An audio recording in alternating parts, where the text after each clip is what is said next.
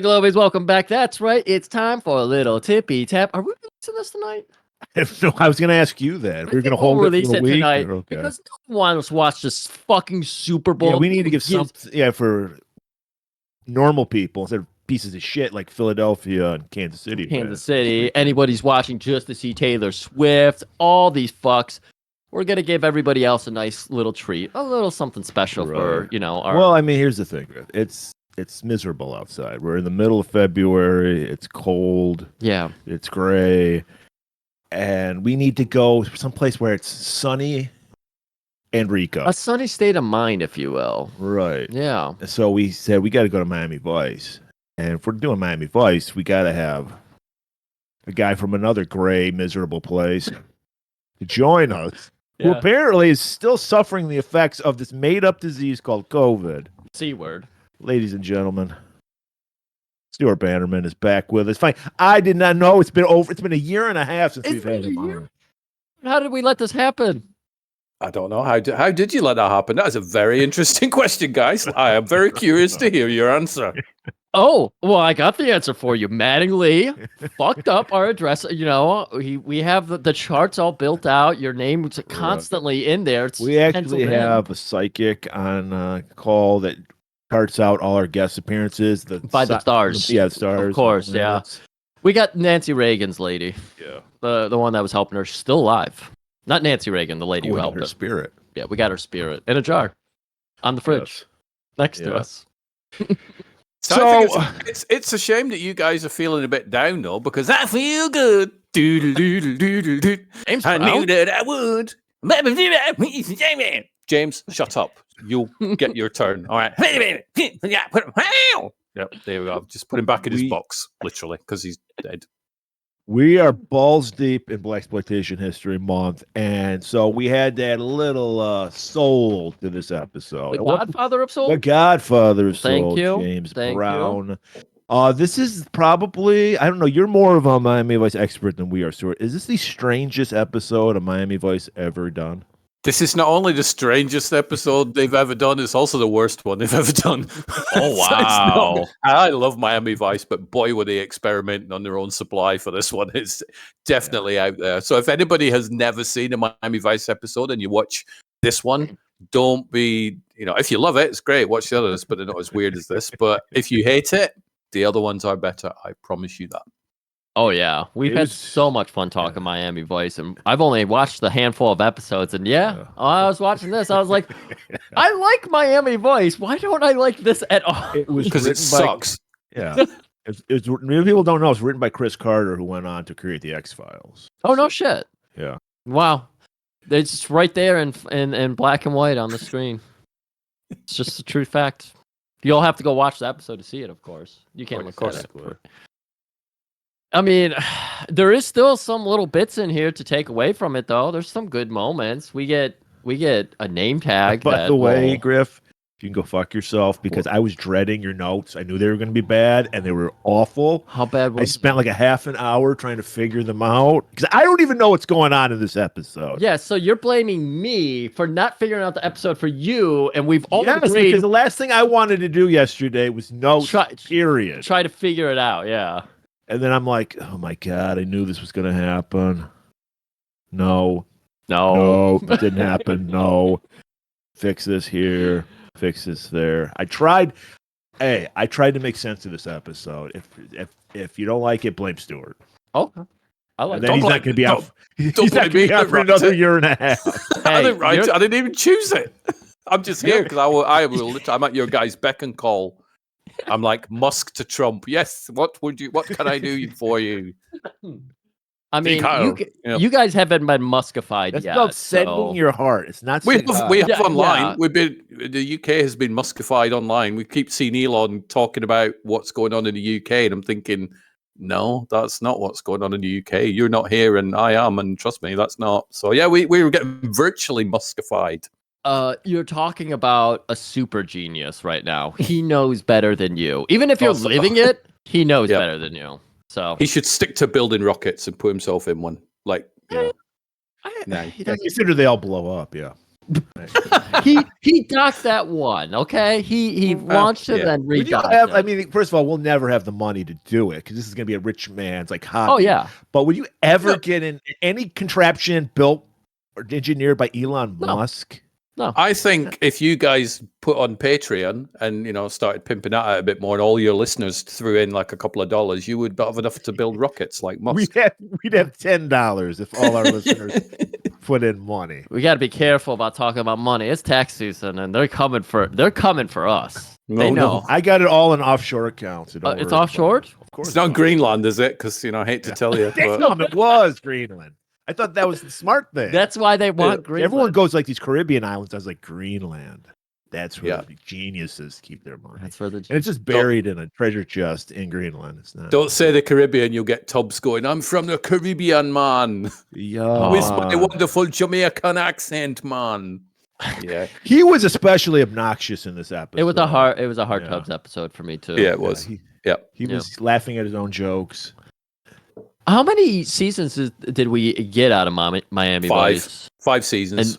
And this was season 4 episode? 4, episode 7, season 4. So we had like near enough 2 seasons left. Okay. And did they, I mean, the episode we covered before, that was like the end of season 4, wasn't it? So there is good stuff still happening in season 4. This wasn't them jumping the shark and just, we don't know what the fuck to do. Not at all. If you go through the entire run of Miami Vice, there's the odd episode where you're like, I can't believe we've got to wait a week for another episode that hopefully is better than this one. But there's only a handful of bad episodes out of the 100 and something that we got. So this was just it's a weird one. I don't know how this came about.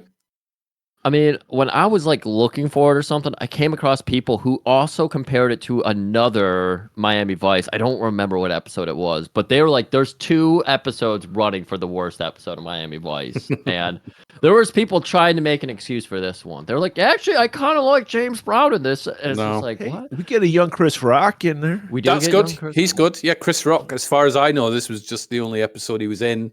I mean, it's a while since I've seen a lot of the earlier ones, but I'm like, oh, Chris Rock. So he was good. So that's probably an upside. Yeah, very believable as an early internet adapter message board kid. Very believable. They had message boards in the 80s. I didn't even know that. I imagine they did, yeah. It probably looked very different from what the basic format we see now. Because even some of our like Reddit and your fucking 4chans and shit like that, they use like the old school like late 90s message boards still. I don't know why. It's like vinyl, I guess. It's like there you go. It's like vinyl. Internet vinyl. Do we get right into this episode? I think we have to because I have so many questions. So we do have so many, and I expect Stuart to answer every single one of them. Okay. All right. So we open up like at a mall, a galleria, some shit, and we see 2 geeks. This predicted a lot. It predicted message boards and predicted cosplay culture, which I despise both. And the cosplayers have just run ramshed. Wait, what is that saying? Rampant. Rampant. All over. Roughshed is the word I was looking for. All over town. They're just crawling up the rafters of everything. Human spider, man spider. And Stuart, you told us these are recurring characters. Yeah, you've got Izzy, who's Martin Ferrero, who was the lawyer that got eaten on the toilet in Jurassic Park. That's him. Oh. And then you've got Noogie, who is the other guy who's just annoying. And if you knew him in real life, you would throw him down a flight of stairs.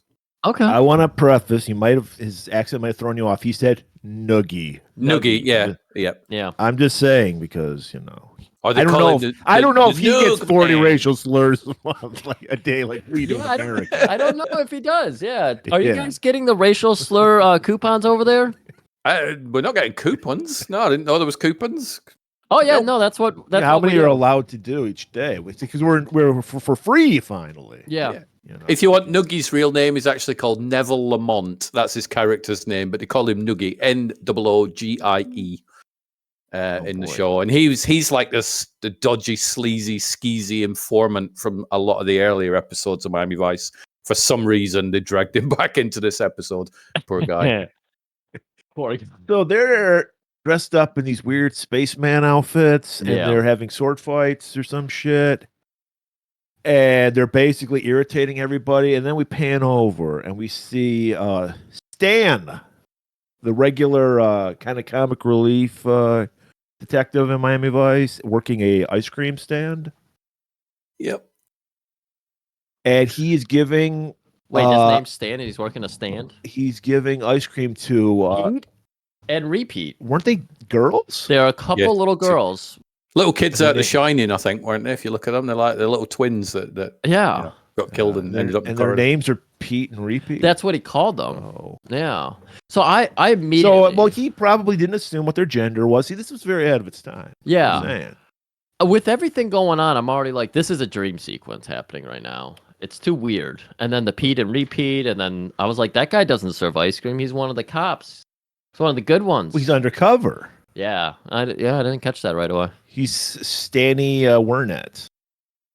And then we pan over. We see everybody's favorite character, Big Booty Trudy. This is the that's her character's name. The episode gave us this content, everybody. We're just rolling with it. Yeah, we're not making it up. We're just repeating what we've seen on screen, Yeah. Now, supposedly, this is a porno sting. I guess some guys doing some weird peanut butter related porno. Yeah. And they're going to bust him. And they go, all right, there's the guy. He's come in right now. What was the point of fucking Noogie and Squiggy or whatever the fuck? Of some sort, right? I think distraction by the looks of it. Or they were just there anyway because they're those literally two fondling women. They are. One of them does. One of them assaults a woman, which, he should be arrested. Clearly in the 80s, assault was okay. Yeah. Mm-hmm. In Florida. Sexual assault was sexual assault. Oh, yeah, sexual assault, yeah.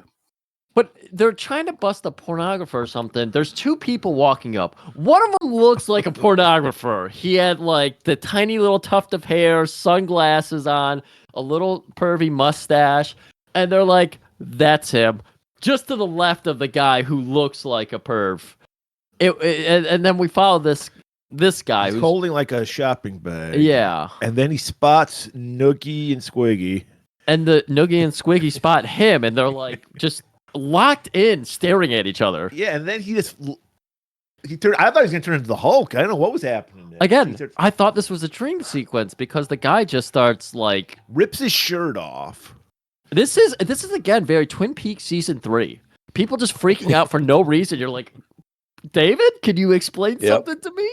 David may have directed this episode. He might have. He might. Written by Chris Carter, directed by David Lynch.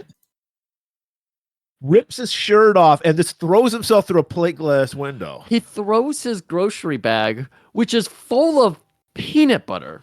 Yes.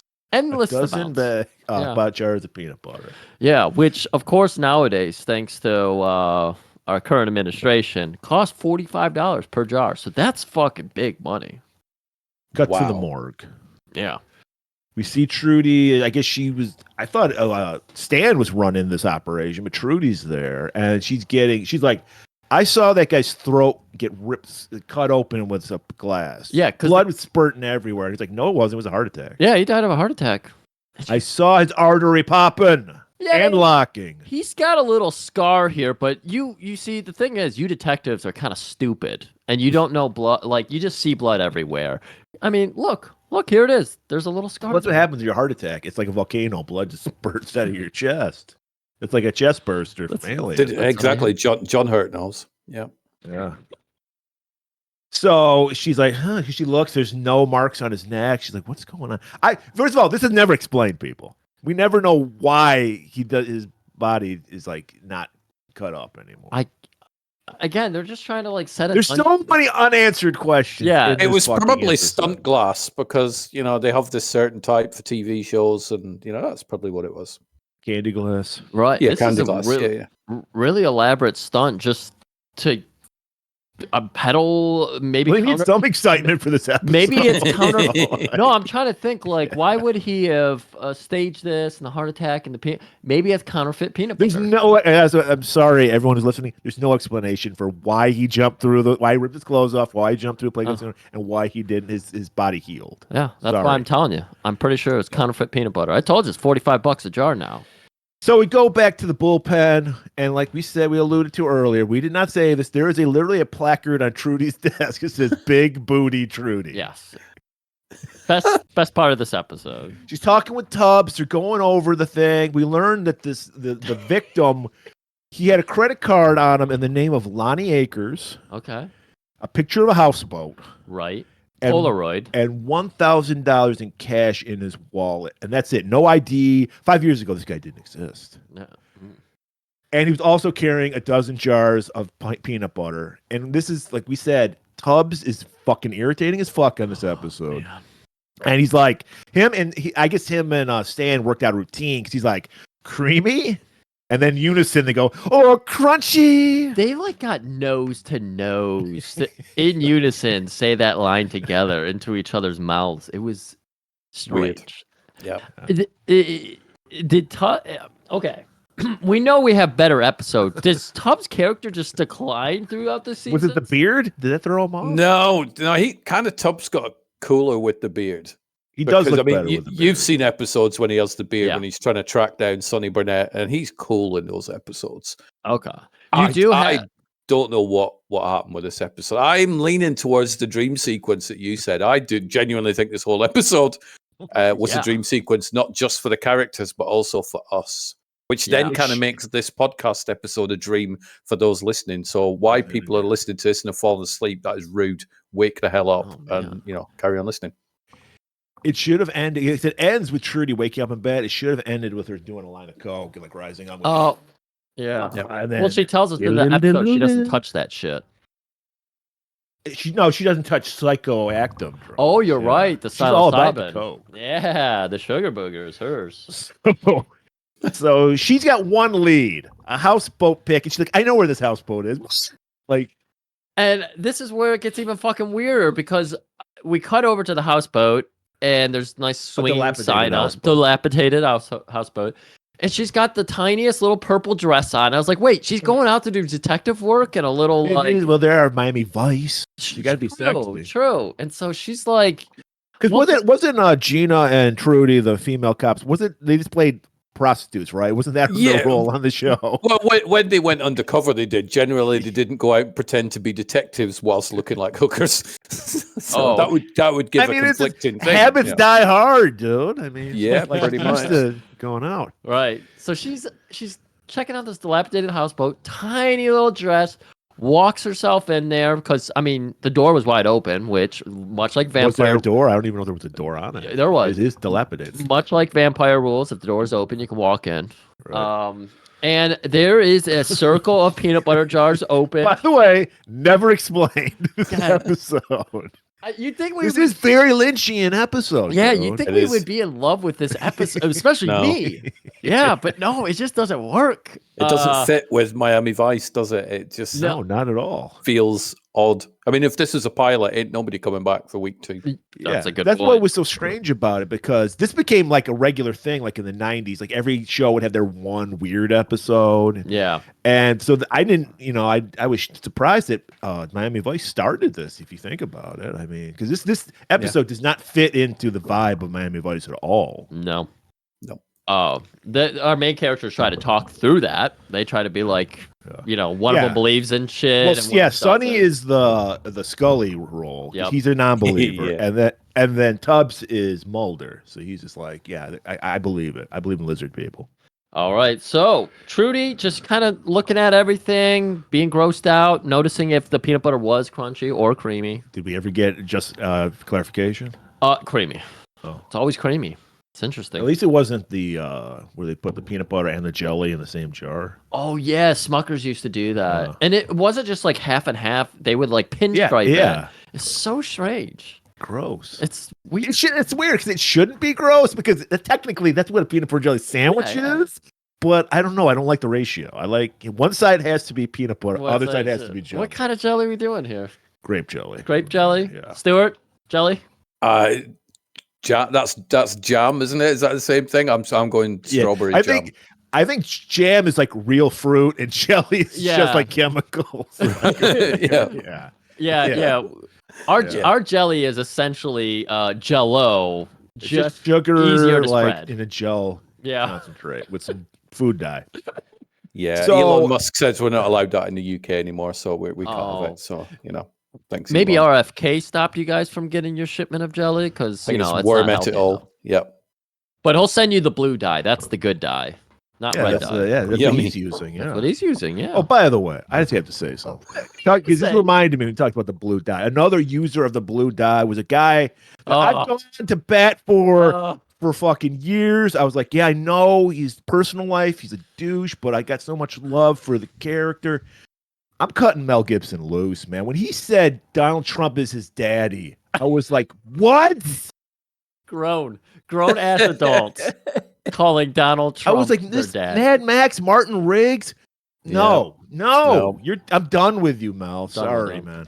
Are you going to delete all the Mel Gibson episodes you may have done over the years? Mad Max, Thunderdome, everything. Get rid of it. No one's listening to them anyway. Nah, so that's okay. I do twice. Ah, nice. Okay. So doesn't you think it couldn't get any weirder? Yeah, it can't get any weirder. And did I Feel Good start playing? Yeah. Yeah. So James Brown's I Feel Good. It was appropriate because James Brown walks in his crazy fucking outfits. And then we get some awful, I mean, I guess good for 1985 or whatever. We get some awful green screen where we see the background become like cloudy. Yeah. And then his face disappears and it's this cloudy face. Yeah, it zooms in on his face, so his head's taking up the whole screen. And as we know about the great James Brown, he's got a big head. And then he's got big hair too. Yeah. So it's taking up the full screen.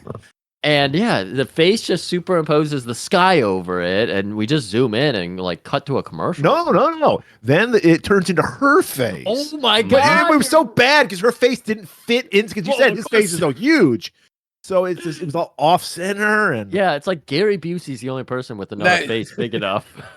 In '87, when this was on, we were confused. But looking at it now, do you think that was subliminally saying that James Brown was in fact a woman? Could be, yeah. I think it could be. The show was way ahead of its time. It predicted message boards and cosplay. Yeah, exactly. There we go. Yep. This is interesting, actually. Was George Soros behind the writing of this episode? Because he's trying to ruin the world with all this libtard shit. All right. I'm trying to get in good with Musk. He forced me out of the porn star role. You're doing a good job. You should for our openers, you should start telling a couple Elon jokes. Have you seen any good porn lately in the past week, Griff? I don't think so. Oh yes, of course, porn czar. No, I haven't. I haven't seen any good porn. Yeah. No, I heard that you were sort of pushed aside being the porn czar in the US. So I've had made a few phone calls. You are actually the one for the UK now. So welcome. Oh right. Exclusive. I feel good. Everybody knows the highest quality porn out of the UK. And now you're going to be charging. Do they still do the fucking tabloid where they have the chicks with the big tits, the page 3 girls? They still do that? They do. Yep. Wow. Well, thank God that's still around. They didn't phase that out. Nope. I don't know what you guys are talking about. Yeah, one of their many people were trying to rub that out over the years or something along those lines. I see what you and did no, there. it's still there. The one I that know, they had, I like it when you watch. Yeah. They had because basically all news in England is tabloids. Yeah. And they had one, it was on page 3 of the paper. They would have a chick with big tits like exposing her tits. Yep. Yeah. And so it's a page 3 girls, which Page 3 Yep. girl. Okay. So we've got introduced to Lou DeLong. Lou DeLong, played by James Brown. Okay. And now we're cutting over to, like I said, commercial break. We come back to, we got Castillo and Sonny. Does Castillo have a different name that they use? I think he's known as Castillo. Yeah, just known as Castillo. Lieutenant LT Castillo. Yep. And Edward James Olmos, he's trying his best. Like he's giving it that gravitas that he's known for as the character Castillo, but he's working with some rough shit this week. Yes, yeah. Because we see that Lonnie Akers, the victim, who jumped through the plate glass window, his wife is here. I guess they'd been estranged, and she found out he had done this, so she came to give some info or want to know what's going on with her husband. She wants to know what a peanut butter is. To be fair, she's got a Labrador at home waiting eagerly. We don't do that in this. You know how we feel about this. You know that. She was a white woman, though. I'll point that out. Didn't notice her husband was missing. Notice the peanut butter was missing. Right, because she had a dozen jars of jelly. Are they tossing some salad? Oh yeah, they are. Oh yeah. So, yep. So he's like, Castillo's like, I don't want to talk to her. Sonny, can you go in here and talk to her? He's like, okay, I'll do that. Yeah. Walks in. We meet Rona Akers, the wife, the estranged wife. She hasn't seen him in 2 years. He's been missing. Fuck. And there's been some weird shit happening to her. Well, she explains that she was part of something called the Alco incident. It was a famous alien abduction. If you're into UFOologies, you know about this. It happened in Nevada. Okay. Alco incident. And her husband, she has 12 hours of missing time. She doesn't know what happened, but they shaved a part of her head. She suspects something was injected into her. Oh yeah, just above the back of her neck there, they shaved a square out of her head. So her husband's been gone for 2 years. He finally popped up in Miami. She's like, "Can I see him?" He's like, "Yeah." He's like, "Actually, can you ID the body? Because we're not sure it's him because he didn't have ID. He just had a credit card on him." Right. So they go down to the morgue. And the guy's like, all right, yeah, the body's in here. Opens it up. There's no body. He's like, wow, this is highly irregular. What's going on? And he's like, hey, it says here a detective, Big Booty Trudy, signed off to have this body released to the mortuary. I didn't even give it an autopsy yet. This is highly irregular. We're like, what's going on with fucking Trudy, man? I'm surprised she didn't shorthand that signature to BBT. Might have. Yeah. All right, we're back in the bullpen. They were like, what's going on? Trudy's been gone, dude. She's never missed a day of work. And suddenly she's just not showing up anymore. Everyone's been calling around, trying to figure out where she's at. They drove by her house. And then a very famous, but not famous at all at this time, Chris Rock pops in as the character Carson, who is was he like an intern or some shit? Yeah, I think so. Because it's like, I don't think he'd been in any previous episodes. I don't suspect he was in any later ones, but I may check later on. But yeah, he was a new one. And like you said, he wasn't a face. It wasn't like, oh, there's Chris Rock. If you've seen Beverly Hills Cop 2, you'd be like, hey, that's the guy that parked the cement truck. Because that was around the same time as this episode. Oh. But other than that, you wouldn't really know Chris Rock yet. Oddly enough, bringing up tossing salads, Griff, he's the guy who popularized. I knew about it beforehand. Yeah. You know, I'm always in the know about weird sex shit. Well, is that from prison that you knew about it? Well, I don't want to get into that, but yeah. That's not what they said. Maybe. Yep. Oh yeah, they wanted to get into it, all right. So he's just doing busy work, filing shit, but he's into. We learned that he's into UFOology, so he's eavesdropping on the conversation. Right, he wants to help out. He figured if he could just get into the offices, he could start shedding a little bit of information here and there, and suddenly they're like, "You're a detective." So Stan walks in, eating an ice cream cone, and he's like, "Get this! That address for that mortuary that Trudy signed off." It's a Dairy Queen. And then fucking Tubbs, irritatingly. Oh. Did you check the freezer for Akers? He's laughing at his own jokes and expecting shit. people to high five him and shit. It's just like, Tubbs, calm down. This episode's hard enough. We don't need you out here just he's musking it up in this episode. Horrible jokes, expecting everybody to laugh. Ugh. So we're like, what are we gonna do? Where's Trudy? We don't have Trudy. We don't have a body anymore. We have no evidence. Yeah. So Castillo, he's like, all right, we got to find Trudy. Yeah, and this is where we start hearing about this message board that Trudy's been a 1987 message board, the original message board, an actual internet message board. So because people, if you think incel weirdos are a new phenomenon, no, they're not. 87 they go back decades. Yeah, they're just now getting together now. Yeah, and ruining our country. Big numbers. We're learning yeah, right exactly. Now. So Carson pops in. He's like, somebody say UFOology? Nobody did, but he just threw it out there. And he's like, we learned that Akers was, I think somebody brings it up. They had talked with the wife that Akers had involved in this Alco alien abduction. He's like, the Alco alien abduction? Yeah. That's the biggest thing in the UFOlogy world. There's 400 contributors to that board. It's popping off all the time. And then you hear, what? Oh, I feel good. And Trudy walks in singing fucking I Feel Good. That's she right. falls down. Gina throws the fucking cape on her back. She jumps back up. Goes over to her desk, pulls out a Polaroid picture, and burns it. And in the office. Right there in the office. The houseboat. Yeah, right there in the office.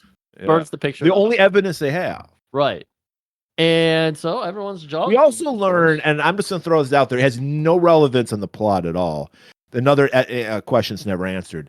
That Akers every month would put $10,000 into the bank and then withdraw it. Yeah, that's right. Never fucking talked about the rest of the episodes. We don't know what's going on with that. Right. Money laundering, I don't know. Who knows? Buying all the peanut butter with it though. But she'd act in like nothing had happened. Hey guys, what's going on? You know, and they're like, "Where have you been?" What the fuck? This starts this weird thing in this episode where there's constantly like a low hum whistle of "I feel good," and I'm like, did James Brown get paid for every time? Because that's a good observation. You're probably right. Yeah. And then someone's whistling it at one point. At one point, it's playing softly on the radio in the background. Like they found ways to sneak it in there, like constantly. Right, because that was back in the day. You didn't really nobody used like real music because it would cost too much. Yeah. But now it's like, everybody does. Fucking commercials have the music. The thing is, though, Miami Vice, the music budget for that series must have been huge anyway, because that's one of the things that show's known about. But the amount of times they used "I Feel Good" was kind of ridiculous. Oh, yeah. I was actually... Maybe that's why James Brown got in on it, because like probably all his friends were like, man, I got so many fucking royalties off that Miami Vice episode. I want to get on that. Get on that. I had the soundtracks for Miami Vice back in the day on audio cassette. Yes, cassettes, those little plastic things. And "I Feel Good" was on volume 3. So they had that sucker on the soundtrack as well. Well, right behind Murray on my record shelf there. I just bought this a few weeks ago. I got Miami Vice soundtrack 2. Oh, 2's the best one. And I wanted to get in the mood, so I put it on yesterday and listened through it. And the Dam's on there. Yeah, it is. Yeah, good. I mean, Dulce Decorium, isn't it, that track? It's really one good episode. Yeah. The one episode where Captain Sensible was a drug dealer. We remember that. Yeah. I put on yesterday in homework for this my 2 CD Jan Hammer Miami Vice collection signed by Jan Hammer. I've had that for years. So I was listening. Hammer don't hurt them. And then my partner Annette came in. She went, "What the fuck are you listening to?" I'm like, "Hey, what is this pussy shit you're listening to? Yeah, what are you listening to?" Is that my hint to switch it off now? Then I guess it is. Let's put on The Cure. We had a question for Stuart last week. Was it about cunty? Yeah. Okay. We'll explain. You brought it up. Is it a person you know? Is it one of your guests? I don't know. No, apparently. And I was talking to Genevieve about it. It's a gay thing, but it's also a gay culture / what's it called? Drag culture is basically if saying someone's very fashionable, you call them cunty. And we just want to know if you have people banning. Okay. We know your people love the word cunt. So. If somebody describes somebody as being cunty, it's a bit like saying they're being dickish, like being a bit of a dick. That has the same sort of meaning of that, but I've never heard it as a compliment. Compliment for clothing. Yeah, you could start using it that way. Right. But then in the UK, it's not that big a deal, right? Because everyone loses their mind if you call a woman a cunt in America. I don't know why. Who cares? It's such a good word. It's so fulfilling. Well, maybe that's why they want to make it a compliment. So you can. I think it's because it's an aggressive word, isn't it? And it's like if you use it in an aggressive way. But you watch any British film, not any British film, but a lot of them. Don't watch Paddington, and it won't be in there. But you watch any like crime thriller or something, you're gonna hear that word a lot. Well, we just took a commercial break apparently, and this episode took a commercial break. So let's get back into it. So she's acting really weird, Trudy. Yeah, and they're like, "Why did you burn the evidence that's the only evidence we have is that houseboat picture?" Yeah. I was at the disco last night, having the best time of my life. She's basically missing hours because doesn't she she knows what she was doing, but she didn't have any details. Like she was like, "I don't know what I was doing, but I know I was with." She met Lou DeLong at the club, right? And this is at the time when she was on the boards, but she wasn't there wasn't a lot of photos being passed around or anything or information. It would take 5 fucking days. It would download it. And so she has no idea how old Lou DeLong is, but she met Lou DeLong, and he was a sexy young sex cat. Still, yeah. Well, you'll learn that later, but yeah. Yeah. So Carson has to, because whenever you talk about something a nerd's into, they have to like just force their way into the conversation because he isn't at all he has is his message board to talk about this nerd shit. So anytime it comes up, he's got to interject. When you got a hammer and the hammer's conspiracy theories, everything looks like a nail. Trudy's like, I don't know, maybe it was a dream, and like Tubbs like, maybe somebody put some shit in your drink. It makes sense. And then Carson goes, no, this is classic memory displacement. This is what happens when you're abducted by an alien. Now, in modern times, what we're doing is we're saying, give that man a high-ranking position in the government. Yeah. But what used to happen is... Well, not this guy. He's obviously a DEI hire, Carson. Well, they like DEI hires. He wouldn't get hired nowadays, would he? Trump sorted that out. It's like, nope, Chris Rock, do one. Get lost. Not qualified. No. I mean, half his cabinet's a DEI hire, and yet they're saying everything. I mean, Kash Patel, Vivek, like all these. Oh, yeah, you're right. Different. It's different. They're it's good different. at coding. Pete Hegseth, all these people, DEI. Anyways, so Carson rightfully is dragged out and reminded, you're an intern here. Stop eavesdropping. Stop trying to like slip photos of yourself. Try to work. You're like he's trying to reverse groom, or it would be reverse groom Trudy. Constantly slipping little things in there. He's trying to. I don't know, but as he's getting dragged out, he's like, I know where Lou DeLong is at. So Castillo's like, all right. Still trying to bring the gravitas. He knows he's in a ridiculous episode, so everything's almost is working his ass off. It's like, all right, you do this. Crockett, you do that. He delegates. All right. Sonny and Tubbs go to Astroglide. There's a UFO. What do you call this? It's like almost like Alcoholics Anonymous for alien abduction. AA for fucking. It's AA, but it's alien abduction. It's a support group. Sit around in a crop circle and share the problems and descriptions of anal probes and all that sort of stuff. It's called Astrolife or Astroglide, as I called it earlier. And that sounds like a lube, doesn't it? It is a lube. Yeah, Lube DeLong. That's his new name. Lube so long. He should brand that. He's wearing another crazy all-white suit, James Brown would wear in real life. Right. And he's getting a testimonial from some people on stage. And they're like, yeah, they shoved all kinds of things up my ass. Didn't even use jelly, and like, see, this is a classic alien abduction. He's like, everyone's having a good time. Of course, the aliens are on Earth. The reptilians are here. The crab people are here. The dolphins are aliens, and they've been here the longest time. And yes, the dolphins will rape you. So I'm sorry, I made a mistake. I said Crockett and Tubbs. Burnett and Cooper are in the audience because this is undercover. Oh, you're right. Good call. So they're listening in. They're like rolling their eyes. This is so ridiculous. And then they see like there's a curtain behind Lou. What was this about? What was this? Like Carson just stumbles out from underneath the curtain and just walks into the audience, and nobody acknowledges him. Yeah, except for one guy, Roger Travis, who's the weird guy, white guy with glasses. With glasses, yeah, he was good because he is the owner of Astrolife. Oh, yeah. I did not pick that up. They throw it out like briefly because there was so much dialogue that you had to pay attention to. But yes, he runs it and he works with Lou DeLong, but it's his business. Okay. So he's noticing this. I mean, obviously he sees he has no personality, so he needs Lou DeLong to kind of like sell the shit. And using a laser pointer, they point out he points out like wrap it up. That's what it was, because he hits Lou with it. Oh, you're right. Okay. And he blinds him, and then that ends the episode. No, it doesn't, does it? That was the dream I had. So like Carson's like, hey guys, Rico, Sonny. They're like, oh, we're undercover, motherfucker. What are you fucking doing? Lou finishes up. Everybody, I got raped by an alien. Pass the collection plate around. Supporters. I don't. No, there was another nice cameo. I learned this from IMDb. Okay.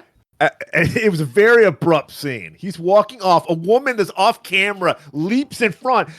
Mr. DeLong, can you sign my program? Yes. That was James Brown's then wife. Oh, so wow. They had to shoehorn her into this role because I'm sure she like demanded to have a role on the episode. He's like, I'd be happy to sign it, but Not right now. I gotta get raped by an alien.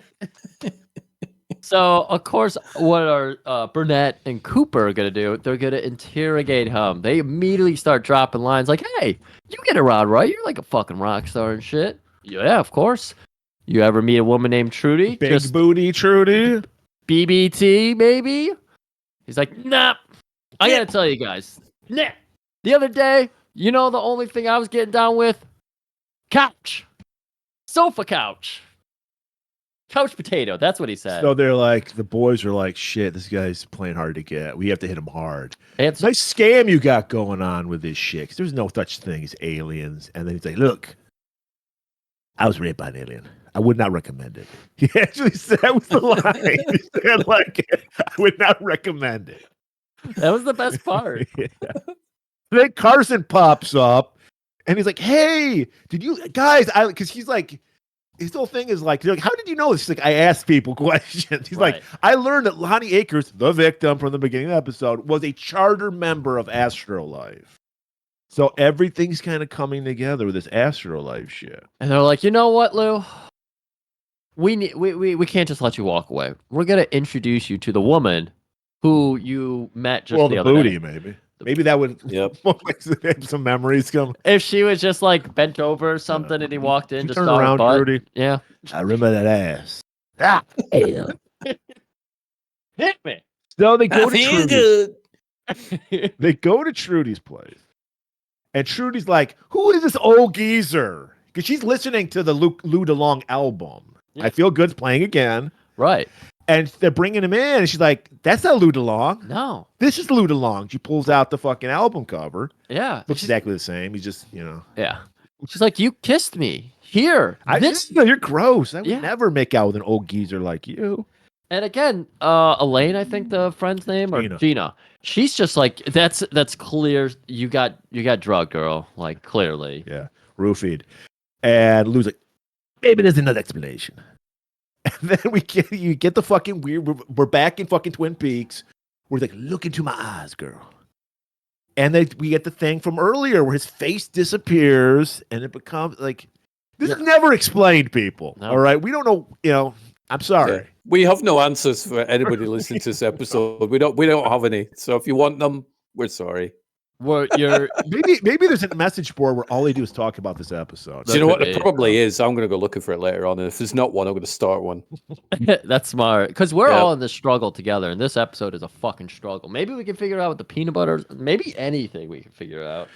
So, yeah, his face disappears and does the same thing. It becomes like clouds and then it becomes Trudy's face. That's right. And then we go into the next morning.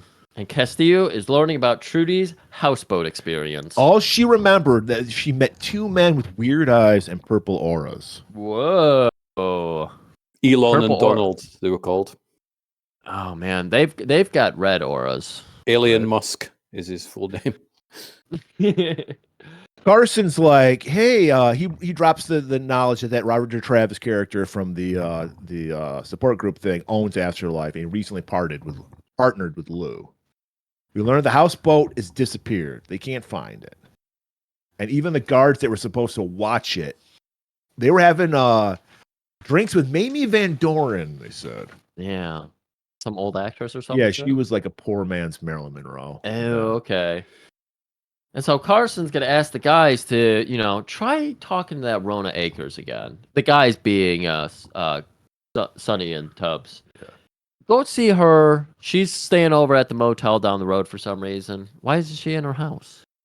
Because she doesn't live there. She's staying there because of her husband. She came to Miami to find out about her husband. Oh, right. Okay.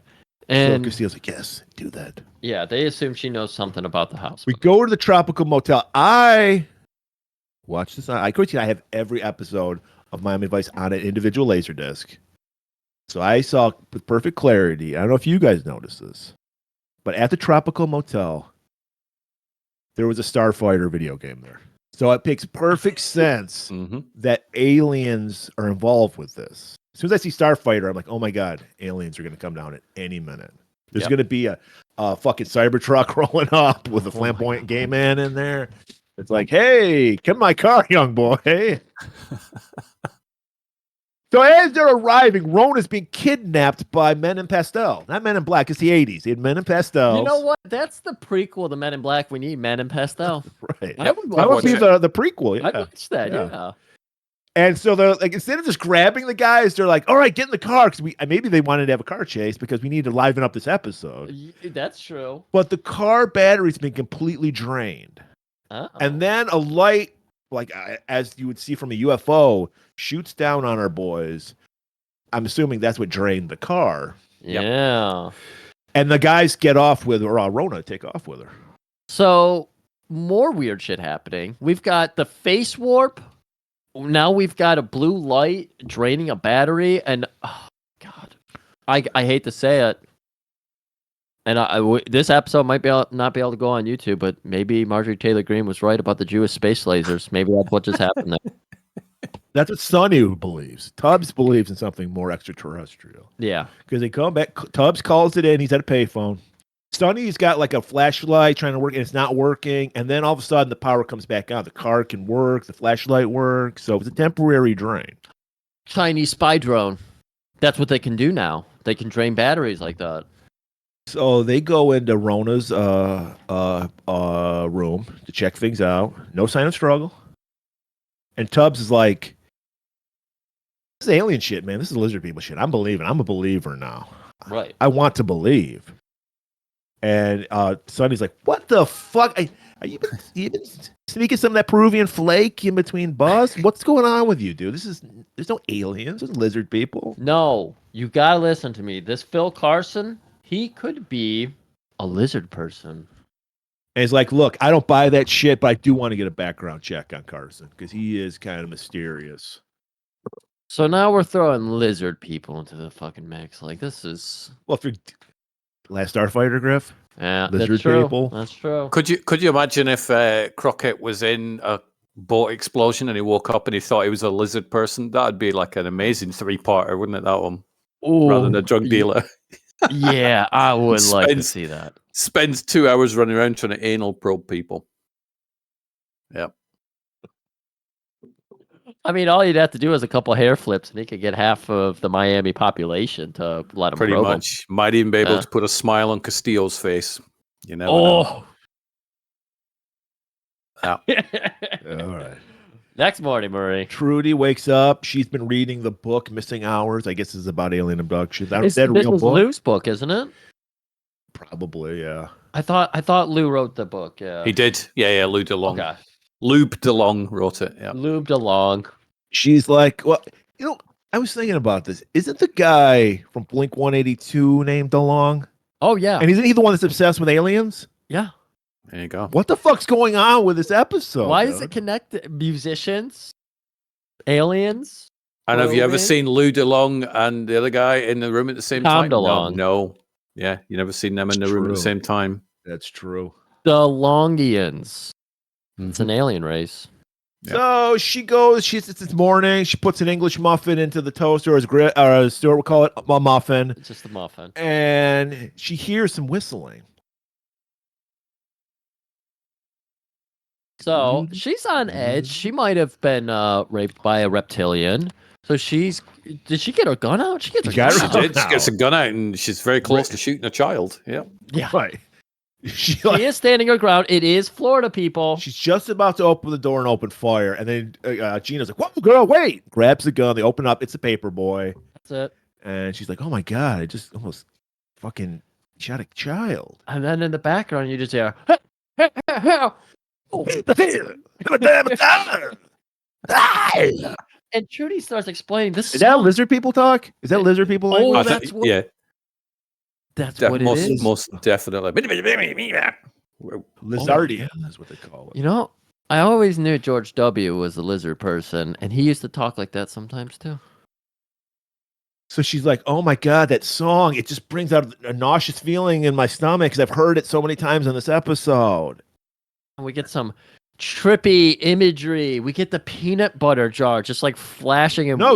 What happens is she's like, "How about we try hypnosis? We tried everything else. Let's go." Apparently, Miami Vice has a hypnotist on call or something. Oh, okay. So they go to her, and then she starts like I mean, I can see we got confused because they don't. It's not like they established they're in a hypnotist office. All of a sudden, you start seeing trippy images. Yeah, you see a peanut butter jar floating. You see the fucking faces again. We're hearing "I Feel Good" again. Cuckoo clock engulfed in flames. This is very Lynchian.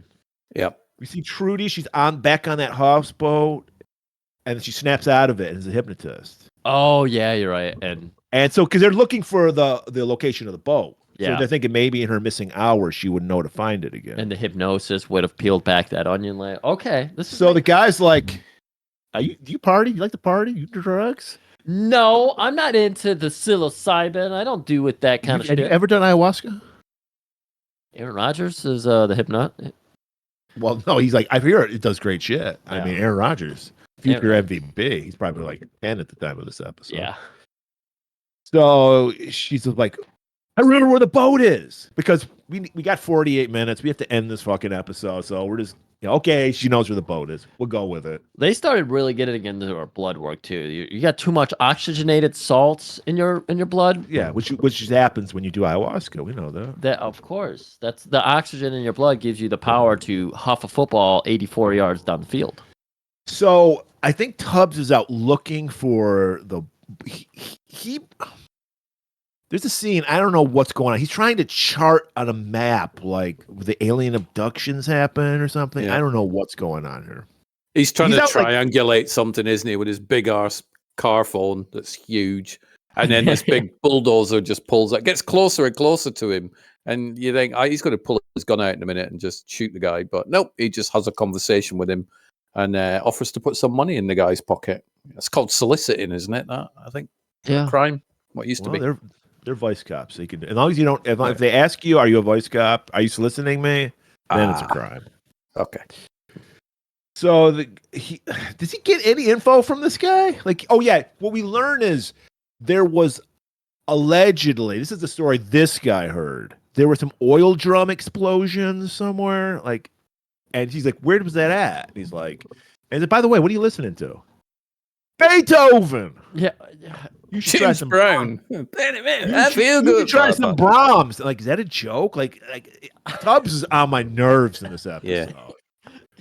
So tough. Doing the notes for this was so tough because and then fixing yours was even tougher. Well, was the missing with the nose missing time and missing notes? Yeah. There we go. There we go. Missing facts. I like how you're like, this is the stupidest episode to do notes on. Also, maybe it just takes two people to figure this shit out. We got three and we don't know what's going on. To be fair though, you guys have probably done better notes and more notes than the guys who wrote this episode. So yeah, we would pat yourselves on the back there. Oh god, yeah. We would clean this up. Yeah. All right, we're cut to the chase. We're at Trudy and Gina are on the boat. The men in pastels are watching with binoculars. And they find Rona Akers' body sprawled out on the back of the boat. Yeah. Yeah. We see that she's like, hey, what's that with the back of her head? They see the little mark that was shaved out, and it looked like it was burnt or some shit. And as Trudy is looking at Rona, Gina is looking. She's not looking at the big booty. She's looking at Trudy. She noticed she has the exact same mark in the back of her head. By the way, never explained and never acknowledged for the rest of the episode. Nope. They really phoned this fucking episode in, dude. Like, if you're gonna go big with big ideas, give us some fucking closure on this shit. At least one. They give us all. They just threw out a bunch of pebbles into this stream of consciousness. I think David Lynch was involved. Maybe this was like a script that he had for a movie that he was like, it's too weird. It gives it to them. Yeah, really. You know what? That's going to be our first feature documentary. Is we're going to do all the research about this episode and see what the fuck this guy had going on. Uncover the truth. You should do a series of documentaries called "What the Fuck," and then have the little colons, and then this would be like Miami Vice missing time episode, and so on. So you could do a complete run of these things. What the hell? What happened? So we go. Next thing you know, are we in a movie theater? What's going on? Because it's that thing what is that called? It was from Space Hunter. Are they in the Space Hunter draining chamber? Oh yeah. If you remember, it was like the lasers with like the mist and shit, like a circle. And Chris Rock is it a porno theater? What the fuck is Chris Rock doing? I thought Pee Wee Herman in the background. on. There was like an old couple in here. Like, what are they doing? All I know is Men in Pastel show up and just grab Carson and take him home. I just wish this episode made more. All right. Now we go, like, Tubbs goes to that location that the bulldozer guy told him. And we see there's like a giant crop circle. So we know it's aliens. And it just gets fucking weirder. It just gets so much fucking weirder. Because there's a man in a white suit sitting in the middle of this giant ring within a tiny ring. And, I mean, fuck. Man. He's sitting there, and Tubbs is like, what the fuck's going on? He's like feeling because there's like dark, like dirt, and he's like, what is this? This is a Jacob ring. Did you know what that is? And then apparently this is what, whenever there's an alien sighting, a Jacob's ring appears. Oh, wow. Okay. And why did it call it? Is Jacob the first person that found it, do you think? Or I'm guessing, first guy to get his butt probed. I don't know. Yeah. But and he's like, yeah, that dirt's radioactive. And like Tom's like, what the fuck? You know, he's like, oh, it's not a lot. You know, I can harm you. Yeah. So Tubbs immediately pulls his gun and he's like, what the fuck is going on? So we see that. Does he have his book with him? So we saw the book at like Gina's place or something. Missing hours. And when we saw that, we see that it has like the larger image. The camera pulls up, and we see that's the image that's on the ground here. Your crop circle, kind of gun or radiation dust or whatever the fuck it was. So Lou is like, I'm here to meet my sponsors. Okay, I don't. This is so. It gets this is where it starts making sense. This is where it makes sense. Yes. Oh my god. Really? Yes, because the sponsors are the Men in Pastel. Okay. And he's like, I don't ask questions, but all I do is I hand over he hands over like the testimonials that he gets from the people that come to Astrolife to the Men in Pastel. Okay. Speaking of the Men in Pastels, they're watching. Because they're like in a rock quarry. I don't know what the fuck they're at. Yeah, they're in a rock quarry. That quarry has been used in like so many episodes. Crockett's car got blown up in one of those episodes with a rocket launcher once. So yeah, you recognize that quarry. It's like, it's the quarry again. So Tubbs notices the Men in Pastels. He's like, all right, well, thanks for your help. I'm gonna leave now. Add the rock quarry to places not to hang out. Right there with the docks. Yeah. Or Zarkatha alleys. Yeah. So it's kind of, they're like up on the ledge and they play a game of chicken with Men in Pastels and Tubbs. And of course, Tubbs got nerves of steel. So Men in Pastels just freak out and go fucking roll down this fucking cliff. And somehow they're not harmed at all. No, just got their car crushed up a little bit, but they both pop out and Tubbs is right there waiting. He's got the high ground. Waiting with his zinger. Yeah. Take me to your leader. Oh my god. Commercial break. Tubbs. So now we're at the Men in Pastels facility.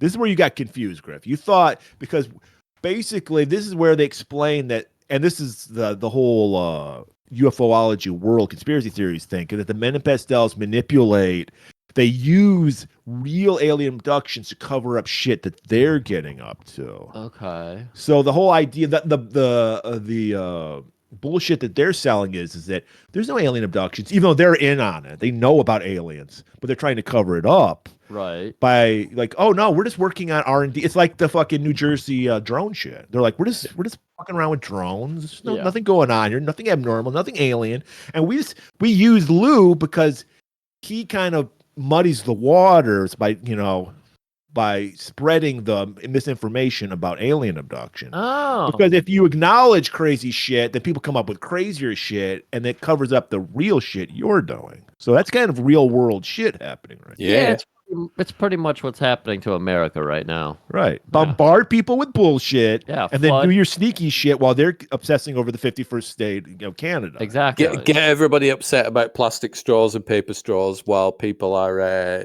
taking over financial systems and stuff across the planet. Yeah, that kind of stuff.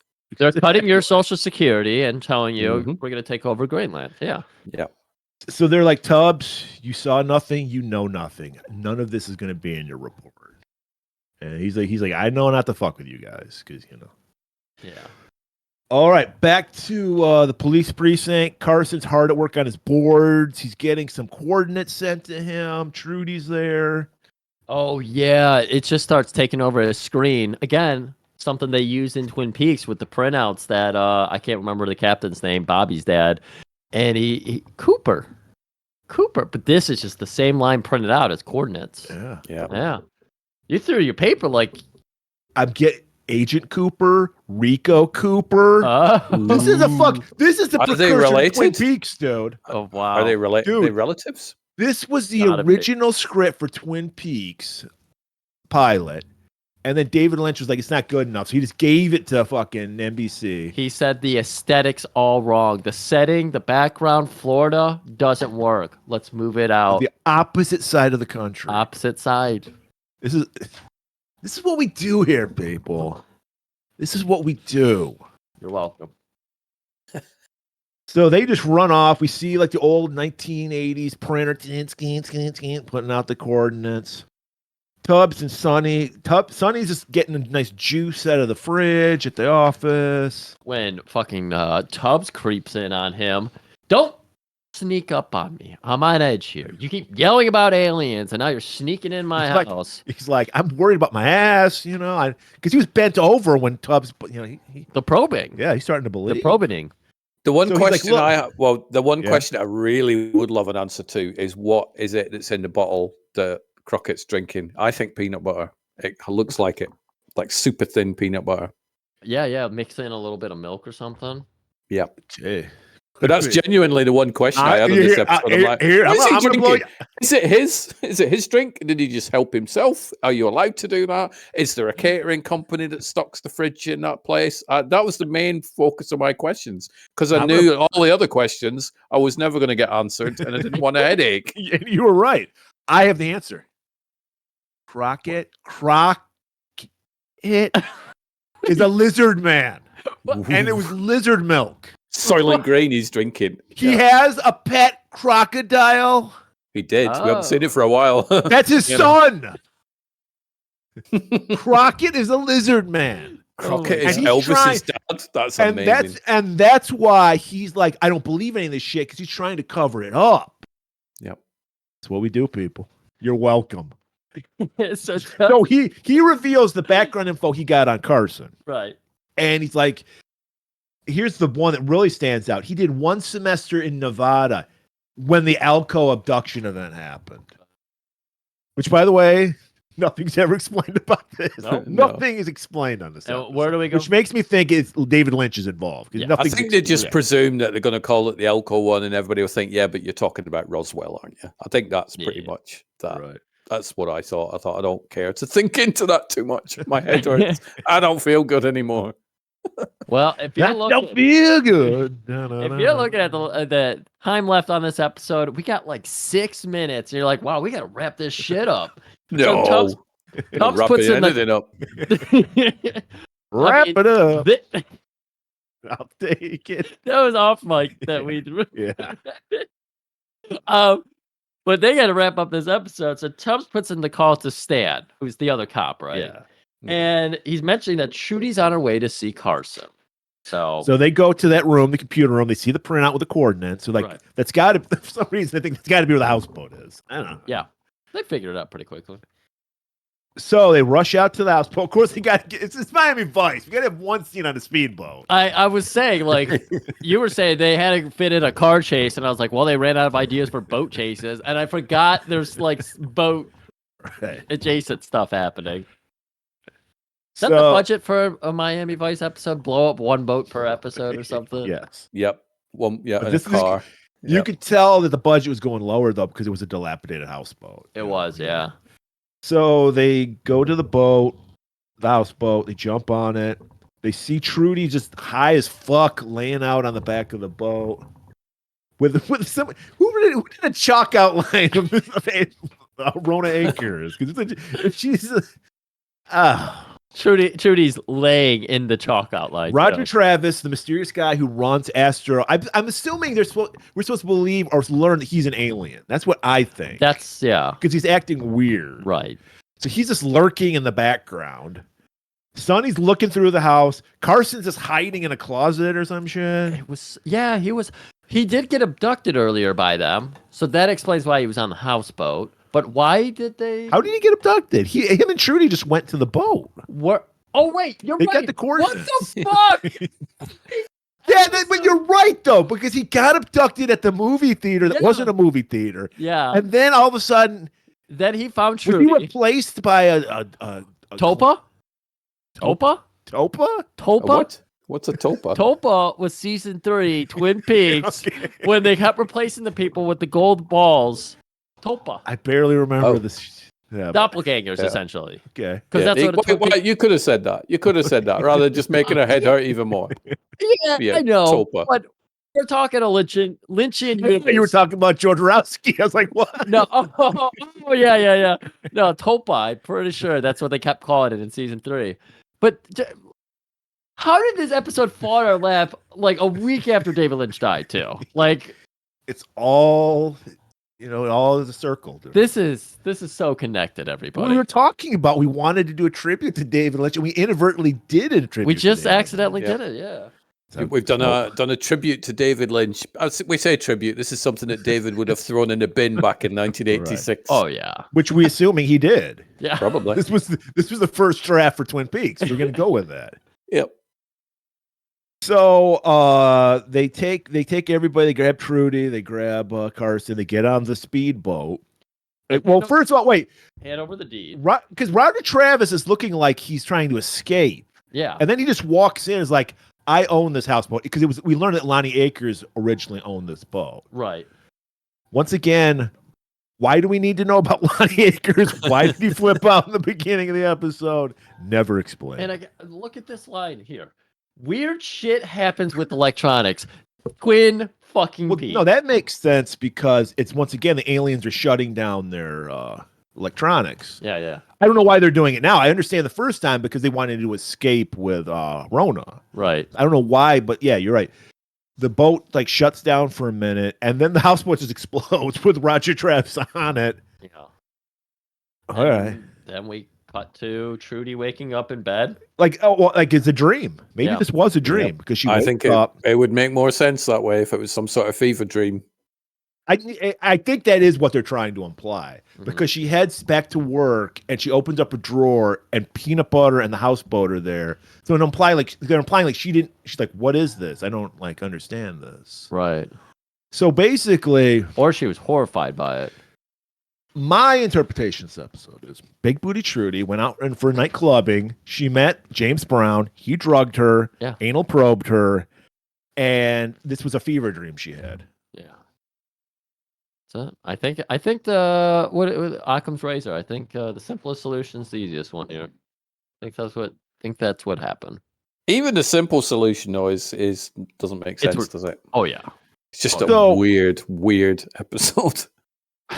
Stuart, now you're kind of grateful you haven't been on in a year and a half, right? I'll see you guys again in another 18 months. we have a. And we're gonna do the other awful episode. Yeah, I'll look it up. We do have a bad habit of being like, hey Stuart, we got this awful thing we want you to watch and talk to us about. It's silent rage again. It's like, oh, not again. Exactly. That's why we're having fun. Look at this shit we brought to this episode. Nobody is. I know Stuart's going to check the message boards about this episode. Nobody's going to have our interpretation of it. No one. Weird. Oh man, weird episode. Well, the good thing is it's over now. I don't remember too many bad episodes in Miami Vice, though. I do remember, and I don't know if it was a good one or a bad one, but at one point Brian Dennehy plays an evangelist. I want to see and that. There's that one. It's not as bad as this one. This is definitely one of the worst ones because it just makes no sense. Doesn't feel anywhere like it belongs in the Miami Vice. I met Edward James almost years ago. I wish I'd have asked him about this episode. But instead, I just chatted to him about what's the most popular picture that people have asked for today. And apparently, I was the only one that asked him for a Miami Vice one, so he was very happy. Really? No. Yeah. Everybody else was it all Blade Runner? No, well, it was all Blade Runner and Battlestar Galactica. Oh yeah. And I was the only one that went for Castillo, so he and I had a quick chat about stuff like that and whatnot. So nice guy, very, very much like he is in the show, but not as miserable. He was quite happy. He just doesn't smile a lot. But Well, I feel like since we tortured you with this episode, you get to pick the next Miami Vice episode. Maybe a Brian Dennehy episode. That sounds good. They probably had all kinds of great cameos and shit. Well, tons of like people like showed. They had a lot of weird casting. Well, we did the Ted Nugent. Ted Nugent one was great. Gordon The Liddy casting's was on amazing, though. If you look through, I mean, you got Phil Collins was in it twice. Oh, of course he was. Julia Roberts, obviously, we talked about her in the episode when I was on. Liam Neeson pops up in it. Abel Ferrara directed one of the episodes back in the early days. So the pedigree of people in it is kind of bonkers and ahead of its time. But yeah, I have the full box set on DVD. Somebody got it me, but I'd had it previously. So I do regularly watch. I think when Colin Farrell and Jamie Foxx did their Miami Vice movie, they should have done this one. Really explain, like, fleshed out the ideas from this episode. So what did you think about the reboot movie? I loved it. I was when I heard they were doing it, I'm like, no, they shouldn't. Don't mess with it. You're never going to repeat the casting. You're never going to make it the same. And then I saw the trailer, and I'm like, I like the trailer. I'm curious about this film. And then I've watched the film so many times. It sits in my top 100 movies of all time. I do have a list, and I think it's great. I think it works because it updates it, but still feels like not this episode of Miami Vice, but it still feels like classic. So yeah, it's really good. Fuck. What year did that come out? 2005, I think it was. Oh wow, yeah, yeah, it's really good. Damn. Well, shit, we might have to do that. Is it 2 hours long? It's got to be over. But it's only it's like 2 hours and 5 minutes or something. But you've got credits. We'll have to screen that one. You've got Chris Cornell on the soundtrack. You've got Goldfrapp, Linkin Park. So the soundtrack isn't tracks that they used in this Miami Vice, obviously, but it feels like it would be if they made the series in 2005. They didn't squeeze any Phil Collins into it. Yeah, there is a cover version of "In the Air Tonight" over the end credits. Makes sense. Oh yeah, so they had to have that in. Yeah, there's speedboats, there's car chases. You get lots of shots of the wheel trims going around, driving down motorways, all sorts. You get the full shebang. The mojitos, you get lots of that in it. Caribbean accents, everything. No big booty Trudy. Yeah, Big Booty Trudy's in there. Obviously different actress, but yeah, she have a big booty. She does. Yeah, Stan's in there. All of them. Yep, they're all in there. Castillo's now black, which is fine. But yeah, so you've got all the names, but obviously played by different people. Great. Nice. Well, it's good to hear them actually do a decent job of rebooting something that worked in the 80s. Yep. That doesn't happen. Big rebooty version of the film. Well, this has been a swell time. We just tried to tackle one of the most difficult episodes of Miami Vice ever, and we did it under 90 minutes. And we figured it out. We connected a lot. We connected a lot of dots today. We did the when the David Lynch estate sends us a whisper in an envelope that says, "You got it right." We took a 1,000-piece puzzle, put the whole perimeter together in an hour. There's only like 5 pieces left for you to put in there. That's what we did for our audience today. And we never finish a puzzle. Well, no, because then it's complete. Then what do? If you never complete it, then you always have that puzzle to go back to. If you need a W, boop, boop, boop. You got that completion. It's time to complete this episode. Stuart, do you have any final words for us today? I've missed you guys. I mean, I've not missed listening to you because I still listen to all your episodes when they drop down, but I've missed being able to just let myself off the leash and just say whatever the hell crap comes out of my mouth.